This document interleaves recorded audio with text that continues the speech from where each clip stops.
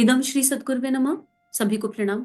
परम पूज्य गुरुदेव वंदे माँ को साक्षी मानते हुए एक प्रश्न आया और उसके उत्तर पर बात करने का भाव है।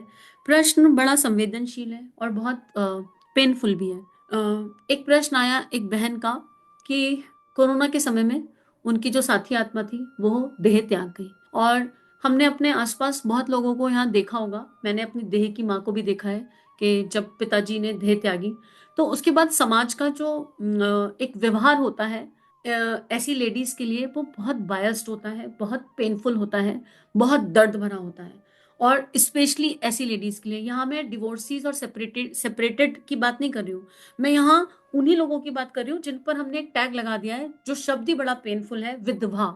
अगर किसी की पत्नी चली जाती है तो पति को विदुर विदुर कहकर संबोधित नहीं किया जाता है, लेकिन किसी का पति चला जाता है तो बार बार नारी को यह एहसास दिलाया जाता है कि तुम विधवा हो, विधवा हो। और इस शब्द का जिस शब्द में तीखे चुभन चुभी है, इस शब्द को यूज किया जाता है।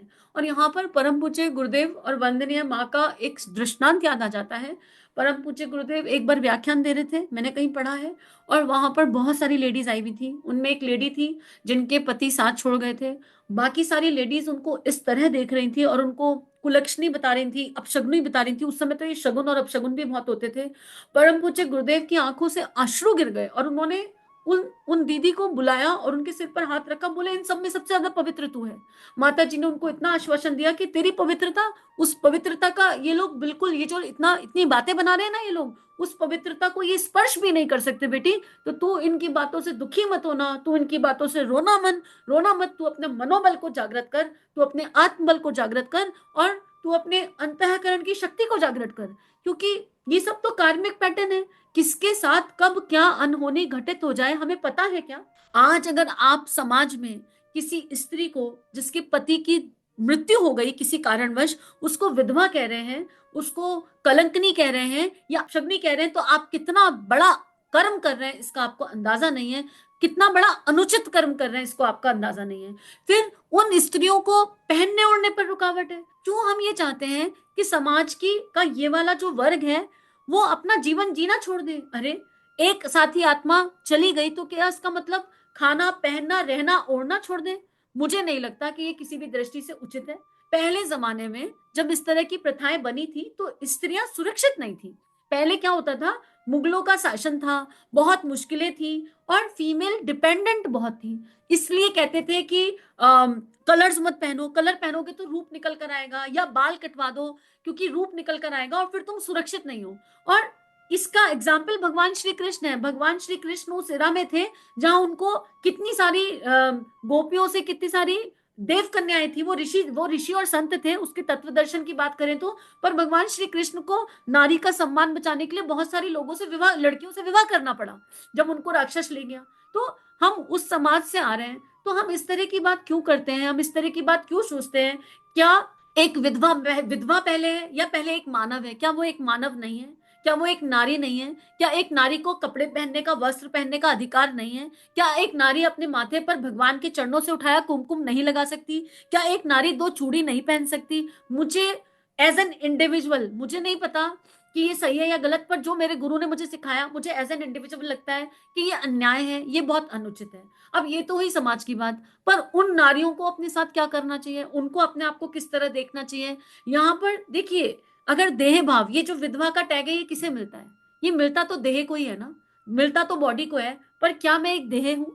स्टूडेंट का टैग है। देखो समाज में बहुत सारे टैग हैं, किसी को सीईओ कह देते हैं, किसी को स्टूडेंट कह देते हैं, किसी को एम्प्लॉय कह देते हैं, किसी को हाउसवाइफ कह देते हैं, किसी को डॉक्टर नहीं कहते हैं, बिना डॉक्टर बने डॉक्टर की वाइफ को डॉक्टर नहीं कह देते हैं। ठीक है, बिना वकील की पढ़ाई करे वकील की वाइफ को वकील नहीं कह देते हैं। ये सब टैग ही तो है, एक सिंपल से टैग है। तो जिसकी स्त्री का हस्बैंड नहीं है उसको विधवा कह देते हैं। हम इस टैग से अगर आहत हो रहे हैं तो कहीं ना कहीं हमको अपने ऊपर काम करने की भी तो आवश्यकता है। It is just a simple tag. हमने विधवा वर्ल्ड की एनर्जी को बहुत हैवी बना दिया है, बहुत हाई बना दिया है, जो पुराने जमाने से चली आ रही है, डीएनए से चली आ रही है, बहुत पहले काल से चली आ रही है, इसलिए एनर्जी हैवी हो गई है। लेकिन अगर हम अपने आप को देह में ना देखें, और फिर असली पति तो कौन है? परमात्मा। परमात्मा ही तो सबका पति है। आत्मा का पति तो परमात्मा है।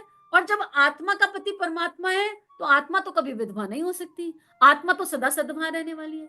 आत्मा कैसे विधवा हो जाएगी? पॉसिबल है? अहिल्याबाई होलकर का एग्जाम्पल ले लीजिए, उस समय सती प्रथा थी। अहिल्याबाई होलकर ने क्या किया? सबकी आई बन गई। अहिल्याबाई होलकर के जब पति गए तो सब चाहते थे, बहुत लोग चाहते थे कि वो सती बने, पर उनके जो फादर इन लॉ थे उन्होंने कहा कि देश को प्रजा को कौन संभालेगा, और उन्होंने एक निर्णय लिया, कठोर निर्णय। उन्हें बहुत कुछ सहना पड़ा, बहुत कुछ सुनना पड़ा, पर वो उस निर्णय पर चली और उन्होंने प्रजा की आई बनकर दिखा दिया, इंदौर की रानी बनकर दिखा दिया और एक बहुत दिव्य एनर्जी को स्थापित किया। और सती प्रथा के खिलाफ उन्होंने आवाज उठाई, उन्होंने तो विधवा विवाह भी कराए, आवाज उठाई। तो हमारे समाज में ऐसी विदुषी नारियां हैं जिनको देख करके हम सीख सकते हैं। और अगर आत्मा का विवाह परमात्मा से हो गया तो विधवा वर्ल्ड का तो अर्थ ही खत्म हो जाता है ना। फिर हमको आहत क्यों हो रहा है? कोई हमें कुछ भी कहे, हमको आहत नहीं होना, और ना हमको इस चीज का अहंकार करने की आवश्यकता है। बहुत सारी ऐसी नारियां हैं जिन्होंने इस प्रथा को तोड़ा और उन्होंने सफेद कपड़े नहीं धारण किए, और करने भी नहीं चाहिए। जिंदगी से रंग कैसे खत्म हो जाएंगे?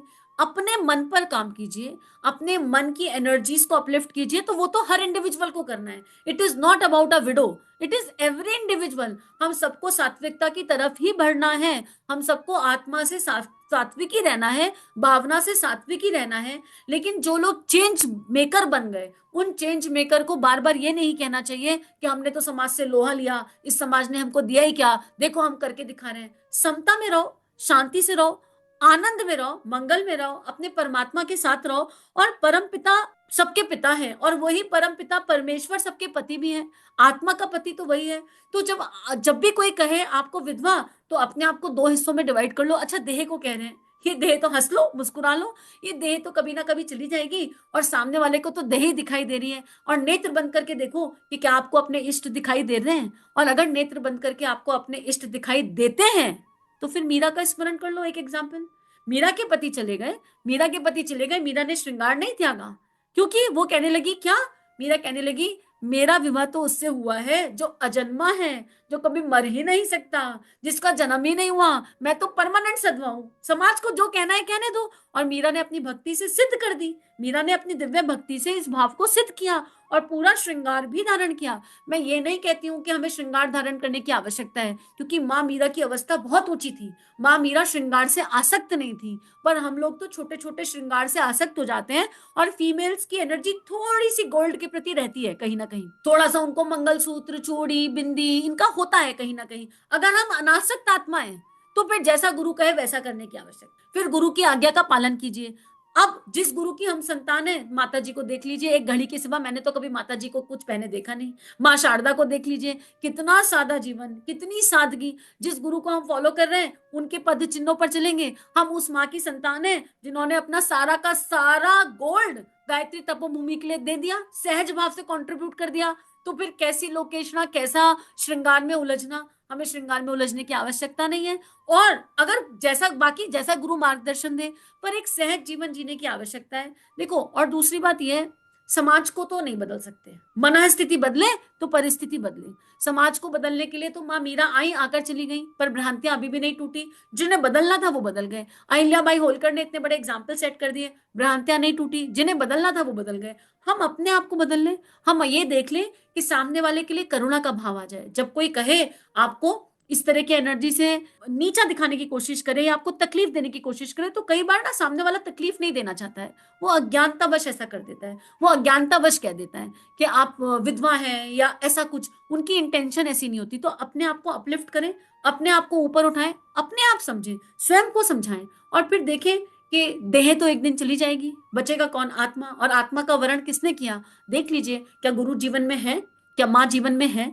क्या कृष्ण जीवन में है? क्या ईश्वर का कोई रूप स्वरूप जीवन में है? और अगर कोई रूप स्वरूप जीवन में है तो वो संरक्षण दे रहे हैं ना। और जब वो संरक्षण दे रहे हैं तो फिर उनसे पूछिए मैं क्या हूं, तो वो कहेंगे तुम मेरी संतान हो, मेरी प्रिय संतान हो, तुम में मेरे जैसा प्रकाश है। और फिर जो जिस भक्ति के रंग में चल रहा है, जो जिस भाव में चल रहा है, उस भाव के अनुसार तो समाज की कुछ मर्यादाओं का पालन करते हुए, और हमें इन चीजों से बचना है। हमें अपने आप को आहत नहीं होने देना, किसी भी वजह से हमारा आत्मविश्वास कम नहीं होना चाहिए। जिसे जो कहना है कहने दीजिए, जिसे जो करना है करने दीजिए। अपने अंतःकरण में झांक के देखिए, किसी चीज से ना अटैच होना, ना किसी चीज से डिटैच होना, क्योंकि ये एक ऐसी चीज है जो किसी के भी जीवन में कभी भी घटित हो सकती है। और वो लोग जो इस तरह की स्त्रियों को अभी अपशगुनी मानते हैं या इस तरह की स्त्रियों पर कुछ इस तरह की कटाक्ष करते हैं, उन्हें चिंतन करने की आवश्यकता है। ये जीवन है और जीवन का चक्र है, और इस चक्र में कभी भी किसी के साथ हो सकता है, जो बोएंगे वो काटेंगे। तो थोड़ा अपनी मानसिकता को हमें ऊपर उठाने की आवश्यकता है। तो दोनों ही वर्ग अगर समझ जाएं और अपनी मानसिकता को ऊपर उठा लें, तो दुनिया से ये पेन खत्म हो जाएगा। और ये एक बहुत बड़ा पेन है, जिसने सहा है वही जान सकता है। तो आइए पूरे दिल से, पूरे मन से, पूरे भाव से प्रार्थना करें, परम पूज्य गुरुदेव वंदे माँ के चरणों में खुद को अर्पित करें। जो बहनें इस ऑडियो से रिलेट कर पा रही हैं, वो बस अपने आप को, अपने इष्ट को अर्पित और समर्पित कर दें। परम पूज्य गुरुदेव का कसकर हाथ पकड़ लें, वंदनीय माँ के श्री चरणों में अपने आप को पूरी तरह समर्पित करें, पूरी तरह उनके प्रेम में अपने आप को डुबो दीजिए।